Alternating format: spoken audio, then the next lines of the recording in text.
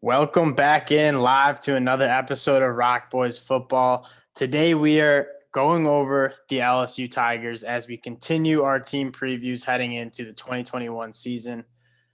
The LSU Tigers, this was a tough one in a similar way to Michigan for me and a lot of other teams. It's hard to evaluate the 2020 season just because it was riddled with injuries. Obviously, COVID was weird. They had a lot of players who either weren't playing, opted out halfway into the season, or just were flat out hurt. Paired together with a stronger Florida and Alabama teams that last year, LSU just struggled. Coming into 2021, the prospects for them look a lot brighter. They have a lot of talent coming back. I personally am not as high on LSU as it seems like many other people in the country are. Live seeing them top 20, top 15 pretty consistently. I think they're fringe top 25 team. I think they're talented, but I think they're missing a few pieces. And quite frankly, watching the film of them last year, I can't in a good heart put them top 15 in the country. Talent-wise, they are. I just don't think that was a product on the field. And so we're going to kind of get into what we think about this team. And without further ado, I'm going to kick it over to Dill, and he'll give us his little overview of the team. So I think just starting off, as we tend to do with the quarterback position, obviously Miles Brennan has sustained some season-long injury, it sounds like, to his shoulder or arm or something. But I don't know that that's such a big loss because, honestly, like watching the games last year when they brought Max Johnson in, he seemed to generally give them a better shot than Miles Brennan was. And Yeah. So I don't see the Miles Brennan injury as being a particularly big deal, and I'm not even sure he would have been the starter had he not gotten hurt. So I think they're actually probably going to get better play out of that quarterback spot because last year they were playing three guys and there was no continuity.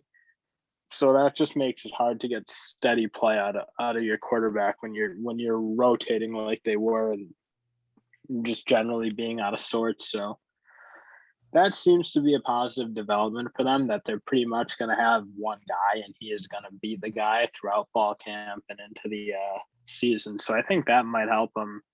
And that's probably going to be important because they really didn't get good enough quarterback play last year between Finley, Brennan, and Johnson. And I think it'll help them to have that continuity back along with getting back all the talent. Yeah, there's something to be said about knowing who the guy is and letting him kind of take that leadership role. I know, again, not to mention Michigan the whole way through this podcast, but that's been a problem with Jim Harbaugh is having a quarterback battle, not naming a starter all of fall camp until week one, essentially. That doesn't give that quarterback, the quarterbacks are in limbo. They're not really sure whether to take control, take leadership of this locker room or not.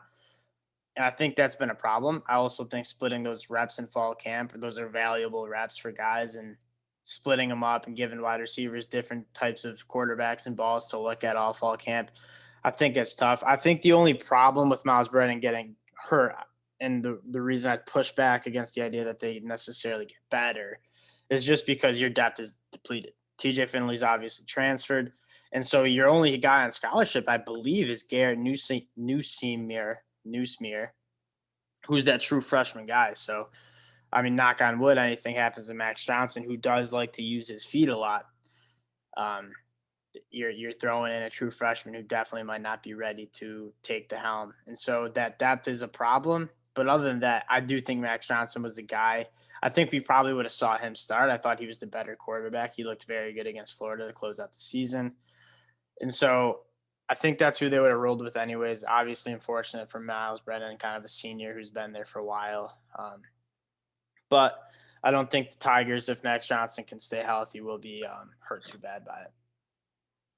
Yeah, no, and I think, of course, they'll benefit from basically having the entire offensive line back, but I think had some inconsistency. I think they really struggled against a team like Texas A&M, and then they look pretty good against other teams like a Florida or Alabama. Even I thought they looked pretty good, and where they could I thought run that the was a ball. story. Yeah, it was a story of the season is just inconsistency. I mean, LSU looked decent at some points in the season, but then at other points it just looked horrible. So obviously, if we're gonna let's stick with the quarterback first, and then we'll move on to the offensive line. But I think Max Johnson being named the guy taking control of that offense is good.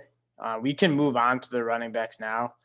I thought that was a big problem with them last year. I thought they ran the ball pretty horribly, and I think it was a combination of the offensive line wasn't great, and so the running backs didn't have enough space. But I was not particularly impressed with Tyrion Davis-Price. I thought he was going down a little bit too easily. He didn't have great vision. I remember a few runs in that Florida game where he just needed to pick up a yard, kept trying to bounce it out, didn't really slam it up in there and get the job done. And on one occasion, that led to a fourth down that they got stopped and turned the ball over in the red zone on downs. And that was a common thing I saw in the film is just the running backs just weren't really making it happen. They definitely don't have like great run. I agree with that. I thought John Emery had moments looking pretty good. I thought he was better against Alabama. I thought he had a very good game and showed some things you'd like to see. And I don't think they're gonna be a super run heavy team just based on I think on the structure of what they have. Yeah. And they're probably going to rely on Max Johnson to use his feet. So how many rushes you're going to get from him might cut into what their backs are going to be up to. But if they can get a little more steady play and then you combine that with everything else, I think they have a better shot of being a decent offense. Because when that team was like throwing the ball at a fairly high level, they were fairly effective because I think they have the ability to protect. And I think you have a solid stable of wideouts coming back. I think that's headlined, of course, by Kayshon Boutte, who's incredible. I actually really like Coy Moore's game too. And I think Jare Jackson adds a third guy who all three of those had solid years last year. And I think stack up to be a really, really good wide receiver room, especially if they can clean up some of the drops they had last year. Yeah. I think Jare Jenkins, you also could add to it. I think he's going to be a 6-year senior this year. So he's been in that system for a while. I think overall for that offense, and again, it's hard to evaluate in a similar way. Michigan was hard to evaluate when you had a quarterback carousel. I mean, they were just like at certain points, there's like every other drive, a different quarterback was coming in, not really allowing those quarterbacks to see any sort of rhythm. Is tough, and I get Ed Orgeron and the LSU's coaching staff's perspective on why they might want to do that because they want to. Okay, it's a wash. This season's a wash. You know what I mean? Like they're not as good as they could have been, and so let's see who's good. And I think they figured that out. I think mission accomplished. Max Johnson's our guy, but that came at a inconsistent play for the offense. That came at a toll of just very inconsistent performances from that offense during that whole season. But I agree. Yeah, I mean, I don't think it can be much worse, honestly. Just the way they played last year was generally really, really weak on offense. So I do see them getting better. I think Joe Brady at the end of the day is a huge loss for what they do, just because that's a team that wants to throw the ball, spread it out. That's how they played last year. I think that kind of fits their style because they don't have that Najee Harris, Travis Etienne type running back. So that kind of seems to be what they're going to look to do. And with those wideouts, they should be really prolific, along with getting back a full offensive line that at times showed that it should be able to play really solid football. So yeah, they're still going to have to fight that idea that like, how is an LSU going to replace the Joe Brady, Joe Burrow tandem magic? And that's also worth noting is just the sheer loss they had. I think Austin Decolis, I think that's how you pronounce it. He's the only returning starter on that offensive line from that 2019 that championship team. And we haven't seen, I can't remember in my years of being a college football fan and watching the sport, a team that just got as decimated as they did. I mean, they lost the whole entire starting on both sides of the ball. Like nobody was really returning. And so it was a lot of turnover to replace, and they just didn't really do it. that well, on top of COVID really kind of putting a dent in the summer and fall and spring football. So I think you will see a rebound. Like they won't be as like bad, and at points just not really competitive as we saw last year. Because you've never seen an LSU team not be competitive. Like they've not always been like their 2019 self, but they're always a top tier team. Like they're always going to give Bama a fight, and that's just not what they showed last year. Now, I mean, I kind of agree. I do think they're going to get better. I think it'll. I mean, I don't think it could really be much worse. But if we move over to the defensive side, can we talk about that offensive line real quick? Just because there's some guys that I want to talk about there. Rosenthal leaving the program, which I think is a huge loss. I mean, that their left tackle, just unfortunate, super talented kid, couldn't work out at LSU. I think the marijuana got him, and he just kind of kept getting. It was kind of a similar story to Darian Kendrick, where it's just kept getting in the doghouse. You're a good football player, and you're good when you're on the field, but if you can't stay on the field because of these disciplinary reasons, like he transfers, that's a tough loss. And so I think Ed Ingram, Chasen Hines, some of those interior guys will be good. Obviously, Austin DeCoulis, we know who he is, and we know he's very good, but they'll look to replace that left tackle and Dare Rosenthal. But yeah, let's get to the defense.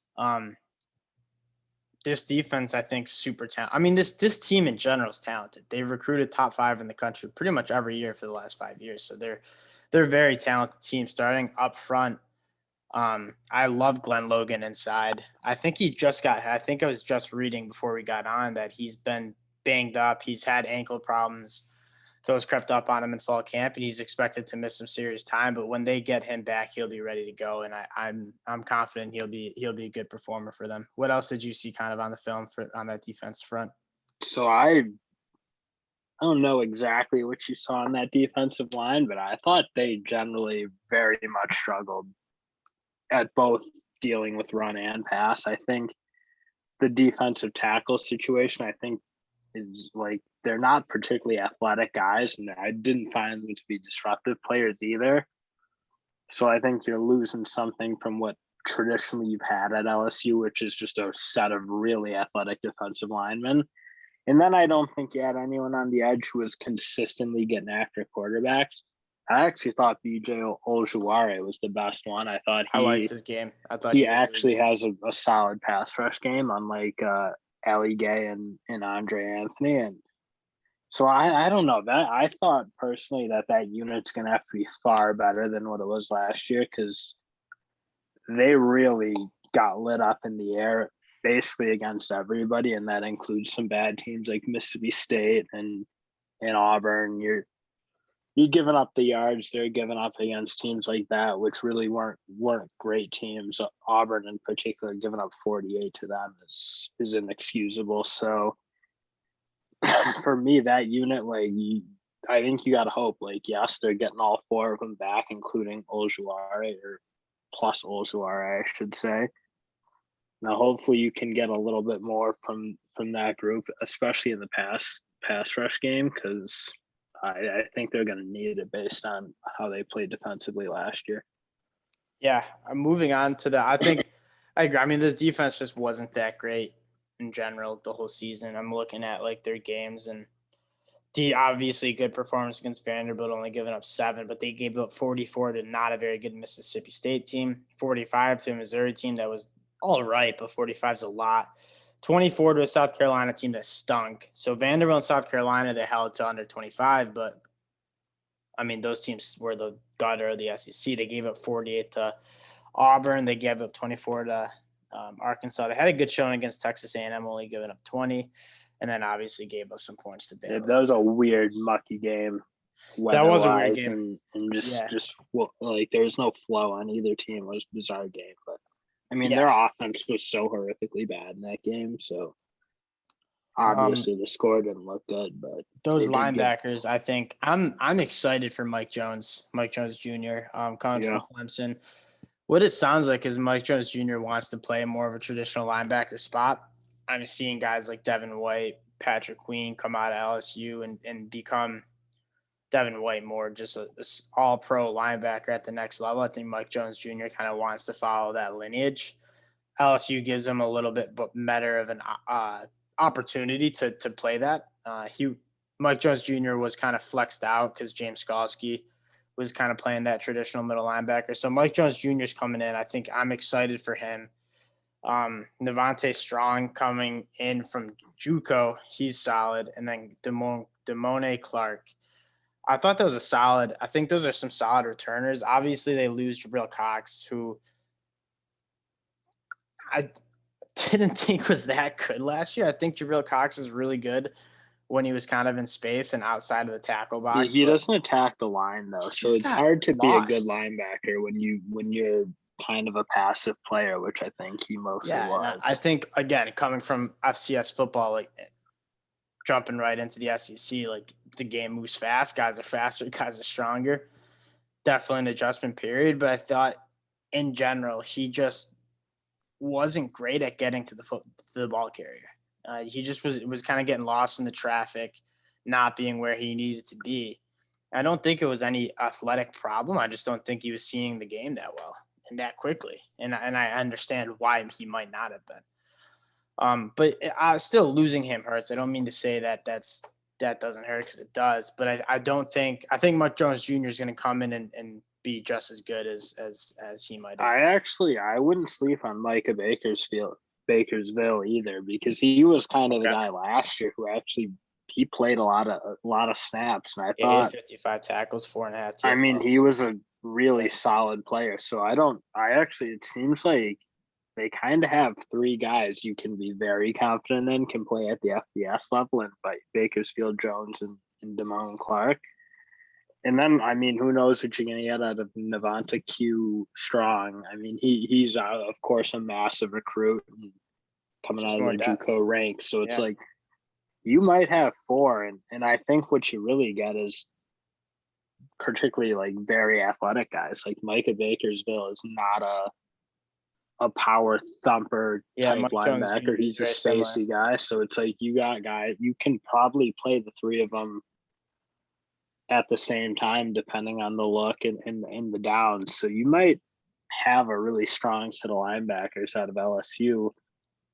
Will it be better than last year, considering that they were mostly going with Damone Clark, Bakersville, and obviously the guy who got drafted, what's his name again? Jabril Cox. Yeah, Jabril Cox. Sorry. So I don't know that you're going to get necessarily better. I mean, of course, when you lose a high pick like that, it is. I mean, it's a loss, but I do think they're going to be able to roll it through and have a really strong linebacking core again, especially given Bakersville and Clark more an extra year there. Yeah. I guess we can move on to the secondary to round out the defense. Not much needs to be said about the two corners, Stingley and Eli Ricks. I think a lot needs to be said about those two. Not Stingley, but like if you watch those games last year, they were giving up a zillion yards. Yeah, but that's outside of that's everybody. Never had to do with Derek Stingley. I thought Eli Ricks flashed. It definitely didn't have anything to do with Stingley. The level that Eli Ricks played last year as a true freshman is extremely encouraging, in my opinion. I mean, they were legitimately the worst defensive secondary in the SEC. Like that was. I mean, you saw that. I mean, they also obviously played some really good offenses. They played almost everybody in the SEC played good offenses though, when they were still the worst. When you have to play Ole Miss, Florida, and Bama, those are some. And well, I guess that's really all. But those off, and I agree. I'm not saying you're not wrong, but I'll tell you what I think you're seeing. Derek Stingley and Eli Ricks were good. I thought Eli Ricks was really good. Derek Stingley obviously is not as good as people thought he would be, dealing with injuries. And overall, just really that hurt. I think he was disengaged I don't. It's hard not to. Like, how could you not be? They were so bad on defense and so bad in general. And Eli Ricks didn't play that much on a lot of games. Like at that Alabama game, I think he came off the field a significant amount. And what you had happen was just you're playing guys who just were not like ready. They weren't ready to play football at the SEC level, and you put them out there against a Devontae Smith, put him out there against the Kadarius Toney, and you saw that them get exposed, and they got exposed good. But like I don't know what are you gonna say? Like Eli Ricks didn't prove to me that he's like an alpha dog corner. Like he's not Derek Stingley. I But mean, think they were giving up a zillion yards against everybody. Could So you it's name like, any better cornerback duo in the country besides maybe Sauce Gardner and Kobe White at Cincy? probably the Georgia tandem might be up there. Yeah, maybe Josh Jobe and that true freshman, Kool-Aid McKinstry. Yeah, but yeah, I don't know that I could right now. But what I think the problem wasn't Eli Ricks or Sting. It was the other guys. And granted, when you're playing in like Alabama, those are the two guys. You have 4 DBs on the field a lot of times, and well, then that's still going to be a massive issue. They need to figure that out. But the depth isn't going to be because Cordell Flott played a ton. I thought he looked horrible, and he was getting beat by everybody. I don't think they're. I don't number get the 2. sense their safeties played well. Dwight McLaughlin was not good either. And so I agree. Outside of Stingley and Ricks, I thought they weren't very good. And that's going to be a problem because when you have to think about playing Georgia or playing in Alabama, like it's not just 2 wide receivers. It's 4 high-level wide receivers that you need to cover. You can't have that many holes. And they're also going to lose. Even if you do have one alpha dog, just throw the other side. Yes, Jacoby. Yeah, but that's like the problem is they do have Derek Stingley, and then I think you have. I don't know why you're not including Eli Ricks. Is it like you're acting? I think you're foolish. Lumping. I don't know what how do you just not look at what they did, like how many points they're giving up to really bad offenses and how much through the air. That doesn't necessarily mean Eli Ricks was bad. It means there's other guys. It's not only Eli Ricks and Stingley out there. It's 4 other. So you're saying DBs. those 2 to 3 other guys are that bad that they were not ready to play. Yeah, no, I'm see, that's crazy though. Like if you have 2 good corners, you're not the 14th ranked defense. Derek Stingley, I don't think you can count Derek Stingley because he barely played and he was not healthy at all. That wasn't Derek Stingley. But it didn't the problem was it didn't matter because it wasn't in the games that they played they were awesome. They stunk in every game because he was literally stunk in every. But he played games and they still stunk. Yeah, I mean, realistically, Derek Stingley on one leg was better than any other DB they had out there. But I don't know. What are you saying? They're going to be a good second. You think they're going to be good this year? You think there's secondary is going to magically be I think if they're healthy, 100%. 100%. Well, I don't agree. Eli Ricks, and if they can get a couple of those guys who just flat out weren't ready last year a little bit more ready. So when they're having to work against the 3rd and 4th receivers of Alabama or Ole Miss, they're ready to go. Yeah, I think they will be a little better if they can get better depth at that position. One other addition I want to talk about is Major Burns coming over from Georgia. He was good for Georgia. I think he'll be a good addition. I think Todd Harrison and Jay Ward will probably be the starters at safety, but I think Major Burns can come on, and I think he'll be kind of what we talked about. If they have problems and need some more depth there, Major Burns will supply that. And hopefully we see a little bit stronger secondary performance. On top of how bad it was, they're losing Jacoby Stevens, who is probably the only real solid guy in the secondary besides Stingley, and I guess you want to throw Ricks in there. I'm not sure I would, but I don't know. It just I don't see it getting that much better. It's hard to say how much they benefited from an overall really good defense in the year before, having the ability to rush the passer with 4, which they really didn't last year, and just having an overall better group. And I don't know. I mean, of course, you're losing the defensive coordinator from that unit too, so that change maybe has an effect. And Bo Pelini was terrible. Bo Pelini was bad. And I was reading a little bit about him, and apparently his MO is he's late to team meetings and leaving early. He came down there, was golfing a lot. This is just what I've been hearing, but apparently he's not putting in. Yeah, he's just taking his paycheck and like just what, and that defense, if that's true, that defense clearly showed it because they were horrible. And you're gonna have to roll in a new D coordinator because he's gone. So it's no, that's fine. I think they needed. I mean, I'm not pessimistic. I think that's a positive. Bo Pelini stunk. I mean, he was. No, I mean he definitely did, but it's like you still obviously coaching shakeups are hard for LSU. That's seems like that maybe is a bit of a problem because the one year I mean, again, part of it is I don't know that Orgeron's a great X's and O's guy. Like he's generally not been a successful coach. The only other shot he had at Ole Miss, he was horrible. And the thing is, I think there's a reason he's been passed up on the job at USC and some of the other places he's been. It's like I don't think he should have. There maybe is something that he can't organize. Oh, it might be a mistake. I mean, no, I think Ed's got to go in there. And I'm optimistic in Baton Rouge because I think Ed is recruited at a phenomenal level. They have had some guys leave. Eric Gilbert kind of being the first one to come to mind. TJ Finley, another guy. So they've had some guys transfer out who've been some top recruits and top gets for them, but they consistently brought in top 5 recruiting classes. That's not necessarily stopping. I think they're having a great 2022 as well.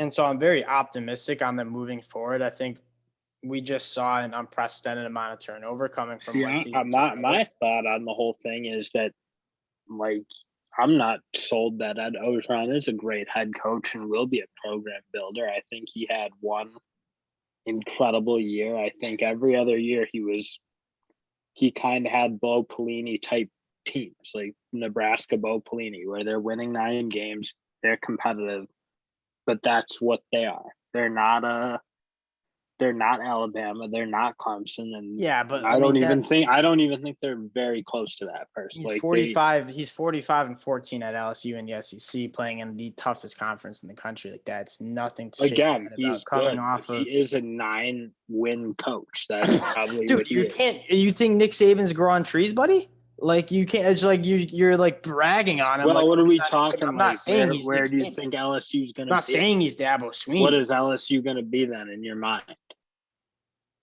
What do you think they're going to be next year? I think they're probably around 9 to 8 wins. That seems. I mean, he took over a very, very weak LSU team coming from.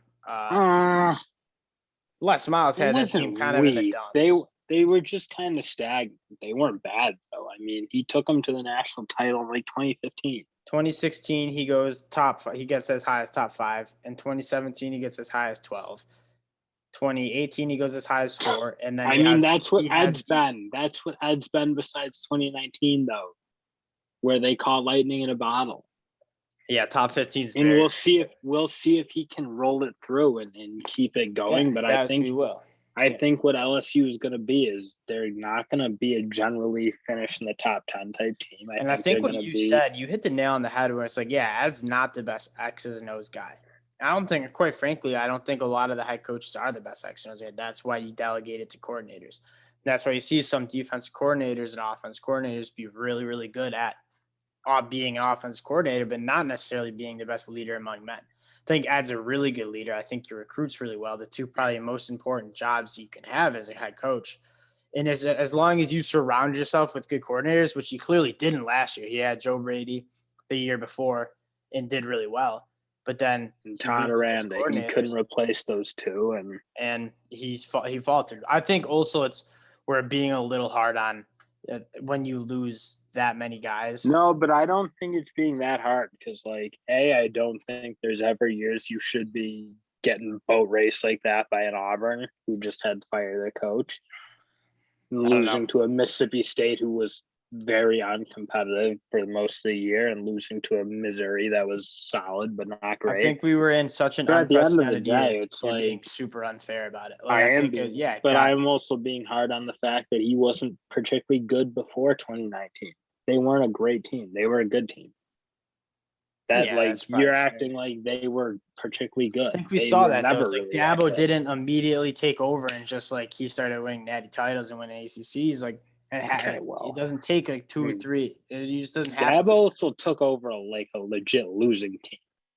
Ed Orgeron came into an awesome situation, like undisputably And It's quite just frankly, he's done it was really just well. Les Miles.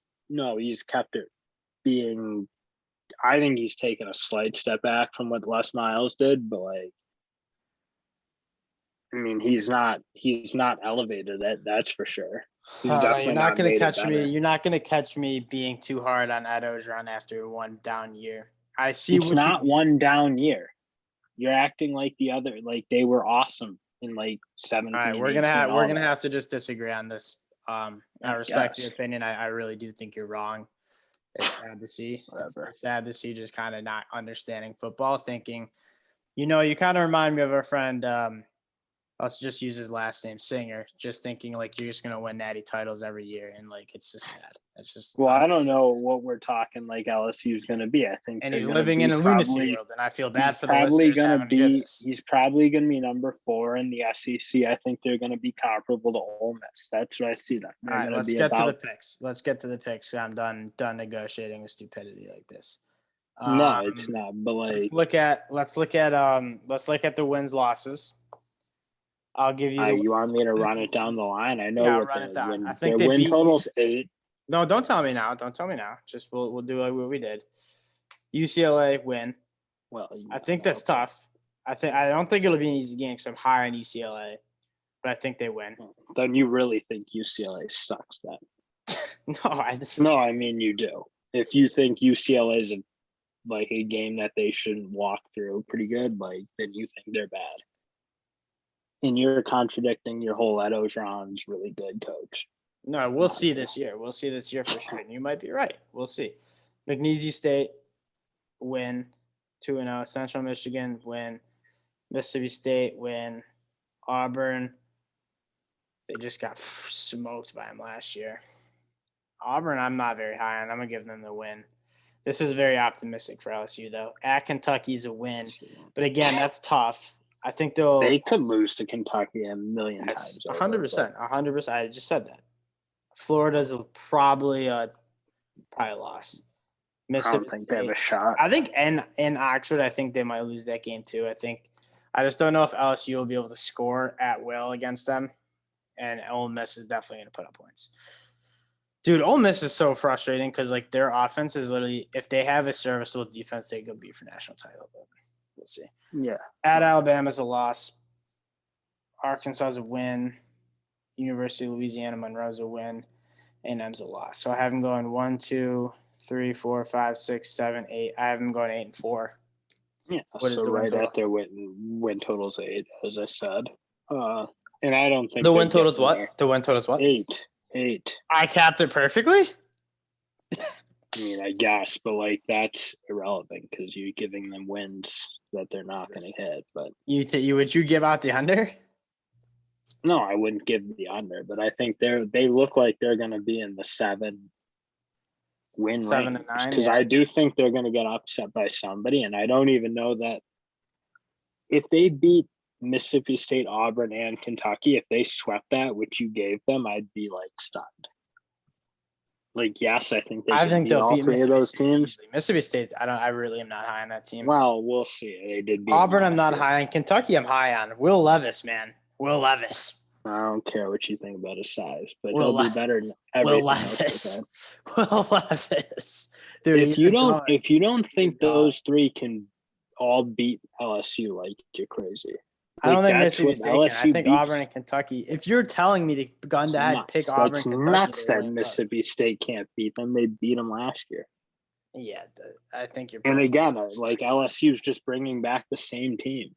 They're not getting. Very funny when we talk about Michigan, you act like it never happened, and then when we talk about LSU, you think. Well, you have to think that way. The only year that matters is COVID year. In my head, I maybe think something else, but my heart says throw 19 out for Michigan. Doesn't have his thoughts enough. Anyways, no, I have my thoughts, but I'm a fan. I'm a fan of Michigan. I don't live the world you live, where I'm Kirk Herbstreit analyst. That's stupid. Nobody listens to that. So what do you have LSU going? Why don't we rip through? Why don't we let you rip through the schedule? I'm not even going to say a word. I'm going to say from UCLA, Mississippi State, Auburn, Kentucky, they lose 2 of those games. Give them, so that's two wins, two against those two out of conference games, lose to Florida, lose to Bama. 7-5. You have them going? So they're probably 6 to 7 wins. That's what I see. Probably 7. Probably 7. You know, if we get death threats like we did the Florida Gators, it's on your hands. Yeah, I don't care. I'm not like you. I'll have an opinion. I came on this episode.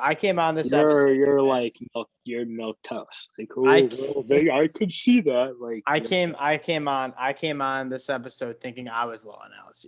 I thought I was. I was low. But like, we kind of agree on most things except that secondary, which I think is putrid, and you think is like awesome, even though they're statistically very not awesome. So we'll see. Yeah, we'll see. Everything else is going to be the same. They don't rush the passer. They don't cover with UCLA? anybody. Are you going to lay 6.5 with UCLA September 4th? No, I don't think that. I'm not like in love with UCLA.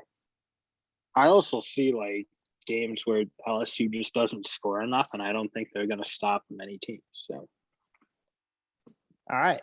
Well, I'm happy that we had a little get your blood boiling a little bit, a little football talk. I think this might do it with our team. We might run through a few more team previews. That being said, football is next weekend. And so this weekend, I should say, we're going to be working on giving you guys our picks for the week 0 slate. Obviously not the best games, but we're going to bet them. We're going to bet them because it's real football that counts. Tired of watching this preseason bullshit.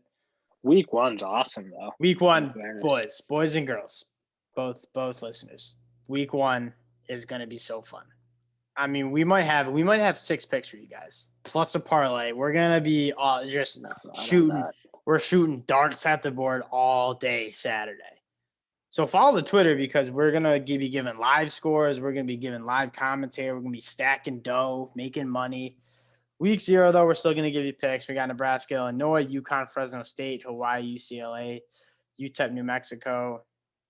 I think Hawaii, UCLA, and Nebraska, Illinois stands out the most just because those are kind of some Power 5 teams that could be interesting. Specifically UCLA, I think Chip Kelly is doing something a little – and they got a good team. Like, I'm excited about that. It's a college guy. He belonged in college. Yeah, and I think he's doing an all right job. And so we're going to see doing a very good job. What they can do. Program was so broken before him. So yeah, he's done a good job. They competed last year pretty good. They return a lot of guys. Anyways, Nebraska, Illinois is another good one that you'll probably hear another argument between my brother and I. We don't really agree on that one. I think Illinois is very weak. I'd buy a point, get 6.5 for Nebraska and hammer it because I think they'll be all over Illinois. Again, it's not because I don't think Brett Bielema will be good. It's just you can't just come in and do what he wants to do with that team. But stay tuned for that. We'll be working on our picks. Got a few more team previews to get through as well. So we appreciate you guys for listening. We're going to be giving you some more content later this week, and then we'll get into our picks. The Rock Boys are pumped to start stacking some money. So in the meantime, be cool, and we'll talk to y'all soon. Peace.